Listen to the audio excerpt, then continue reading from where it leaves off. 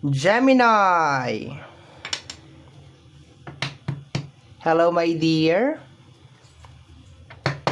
Welcome back sa ating YouTube channel. My name is RJ, your tarot card reader. At ang gagawin natin ngayon, my dear, is yung ating daily reading para po to sa araw ng May 24, 2026. Titingnan natin, my dear, kung ano mga eksena, kaganapan at kung ano-ano pa na maaari mong makasalubong sa araw na ito. Pero bago tayo mag-proceed sa ating reading, kukunin ko muna itong pagkakataon na ito na magpasalamat. Maraming salamat po sa ating mga abangers, dun sa mga walang sawang naghihintay ng kanilang readings. Thank you so much.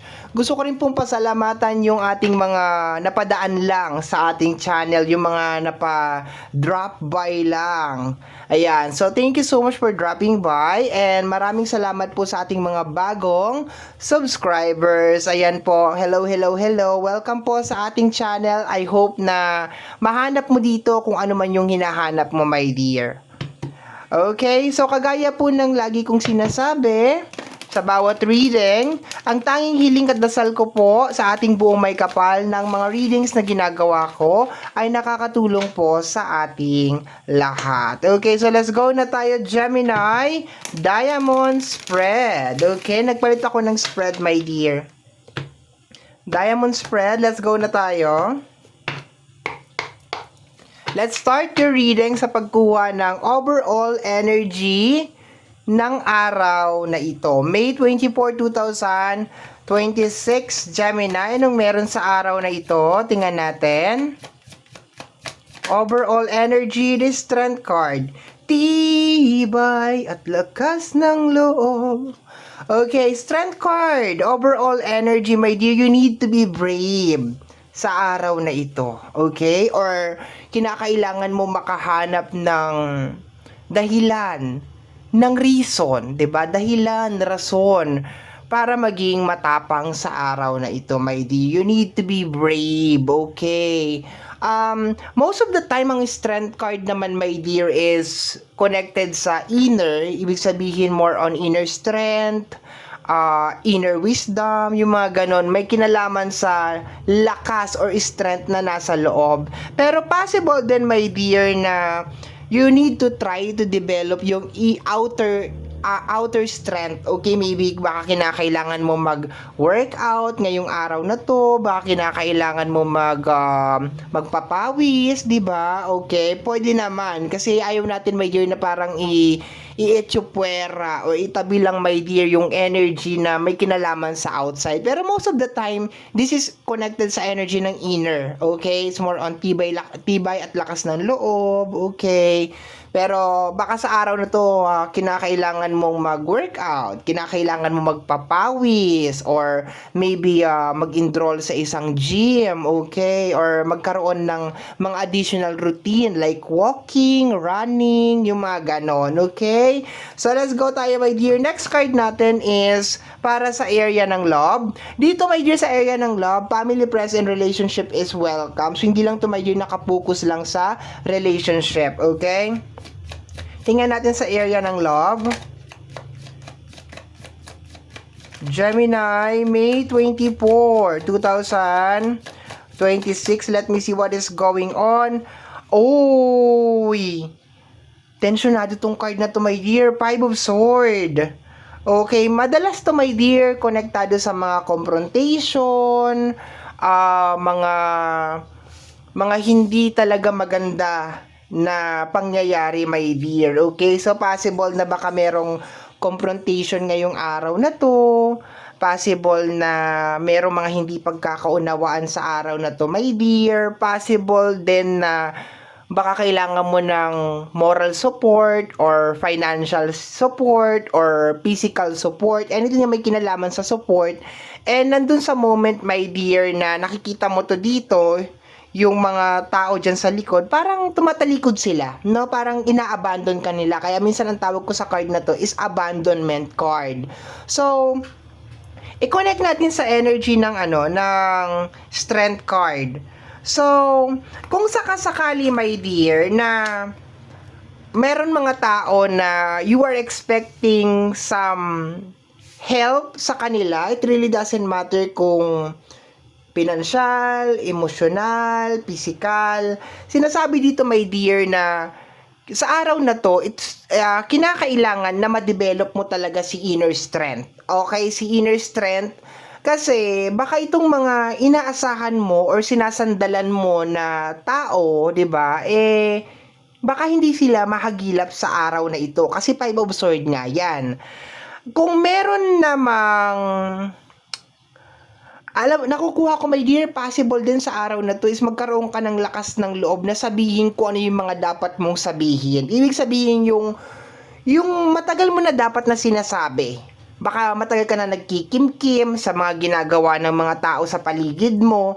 So, posible, my dear, na itong araw na to is the time na sabihin mo kung ano talaga yung gusto mong sabihin. Okay, maybe gusto mo mag-complain, gusto mo i-correct yung isang action ng isang tao, or baka gusto mo lang sabihin sa kanya kung ano talaga yung mga nararamdaman mo as of this moment. So, possible na kung i-connect natin sa energy ng strength card, try to develop this energy, my dear, ngayong araw na ito. Okay? Pero kung nandun tayo sa kabilang side na parang umaasa ka na merong mga help or merong mga quick response sa araw na ito, sinasabi, my dear, ng card natin ngayon na kinakailangan i-develop mo talaga yung iyong inner strength. Ibig sabihin, kinakailangan makahanap ka ng dahilan, paraan, para ipagpatuloy ko ano may mga bagay na dapat ipagpatuloy. Yung isang twist, my dear, or yung isang side, my dear, ng Five of Swords is, kadalasan, nakakayanan mo naman maski wala namang help. Kasi kung makikita mo dito, kasi ang pagbabasa kasi ng tarot is more on the image. Kung makikita mo dito, parang nakangiti siya, no? So, sometimes na-i-interpret yung smile niya na yon na a sign of victory or achievement sa kabila ng mga bagay na nangyari. Ibig sabihin, parang napaglabanan naman niya eventually kung ano man yung nangyayari sa kanya. Ito na naman ako sa with or without help, 'di ba? With or without help nung mga tao sa paligid niya. Kasi asahan niyo na 'yan, pag meron talagang Five of Swords, yung salita na with or without help, talagang gasgas na gasgas ko talaga 'yan, ha? Okay, kasi meron tayong mga nanonood na 'di ba? Talaga napapansin talaga nila 'yon, 'di ba? Okay. So let's go tayo sa area ng money and career. Tingnan natin kung ano meron sa araw na to. Money and career, Gemini. Money and career, Gemini, May 24, 2026. Money and career, Gemini. What is going on sa araw na ito? Tingnan natin, my dear. Gemini.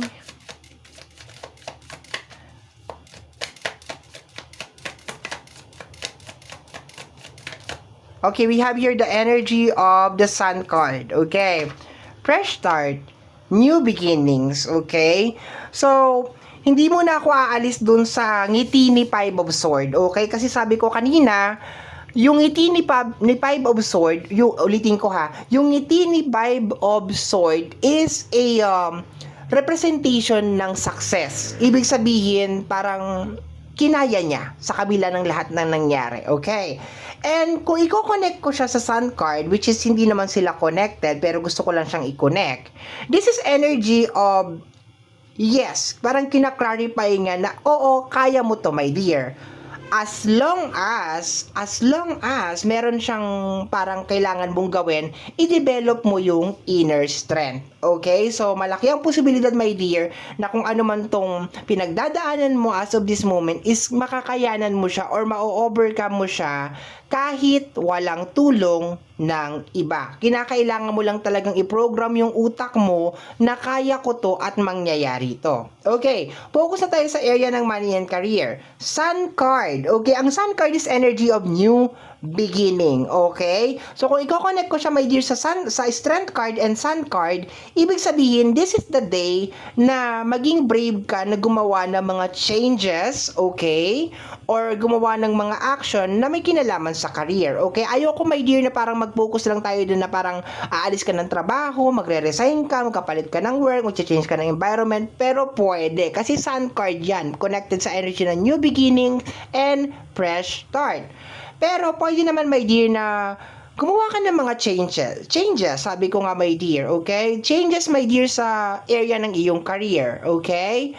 So, bahala ka na. It depends on your situation kung ano yung mga changes na gagawin mo. Nabanggit ko kanina, okay, eto, sisingit ko. Nabanggit ko kanina, my dear, na this is the time na pwedeng mag-include ka, my dear, ng mga bagay na may kinalaman sa outer strength, okay, which is yung outer strength, which is yung may kinalaman sa physical workout, 'di ba, yung mga ganon, exercise, something like that. So baka pwede mong i-include sa routine mo na gumawa ng mga walking, okay, kahit mga 1 hour to 30 minutes lang, 'di ba, yung mga ganon, okay, para maiba lang yung ambience, maiba lang yung scenery, okay, something like that, okay. Sasabihin naman ng iba, paano pag wala akong time, hindi talaga kaya? Pwedeng strength ng mind, 'di ba? Kumuha ka ng books, magbasa ka ng books, dagdagan mo yung kaalaman mo, ganon, 'di ba? Kung hindi ka naman mahilig mag-books, pwede kang kumuha ng mga usong-uso ngayon, yung mga e-book, doon yung mga nagsasalita na lang, maglalagay ka na lang ng earphone, pakikinggan mo na lang yung bagay na yun, yung kung ano man yung bagay na yun, basta e-book siya. Lately ko lang din na encounter yun, my dear, na meron na palang e-book, okay? So pasensya na, my dear, kung meron kayo narinig na ingay in the background, di natin sila mapipigilan, okay? So meron ng e-book, so depende yan, my dear, anything that you can actually include or include sa daily routine mo sa usapin ng pinansyal na posibleng mag-brighten your day, 'di ba? Kasi sun card is connected sa energy ng brighten your day, 'di ba? Sunshine, 'di ba? Magbigay sa iyo, my dear, ng motivation, 'di ba? Something like that, okay? So this is the time, my dear, na maglagay ka ng something na magba-brighten ng iyong mood, maglalighten ng iyong aura, whatever it is, kaya sira-sira, 'di ba? Sa usapin ng iyong money and career, okay? Change of rotation sa area ng money and career, okay? Pwede din, my dear, na mag-resign ka, magpalit ka ng trabaho, pwede din naman, okay? Basta wag mo lang kakalimutan yung strength card, okay? Yung pagkakaroon ng inner strength, okay? So let's go na tayo, my dear, sa spirit guide message / advice, okay? Pwede din warning. So itong card na to is galing to sa ating mga spirit guide. Shuffle ko muna, my dear, one more time. Okay, let's go tayo. Gemini, May 24, 2026. Let me see what is going on sa araw na ito para sa area of responsibility ni Gemini. Ay, ano palang gustong sabihin sa iyo ng mga spirit guide? Okay. Anong gustong sabihin sa iyo ng mga spirit guide? We have here the energy of the Queen of Sword. Okay. Ang nakukuha ko dito is more on trust the process. Okay. And you need to believe on yourself, my dear, sa energy ng Queen of Sword. Kasi Queen of Sword is very, very smart. Okay. Pagiging positibo sa araw na to.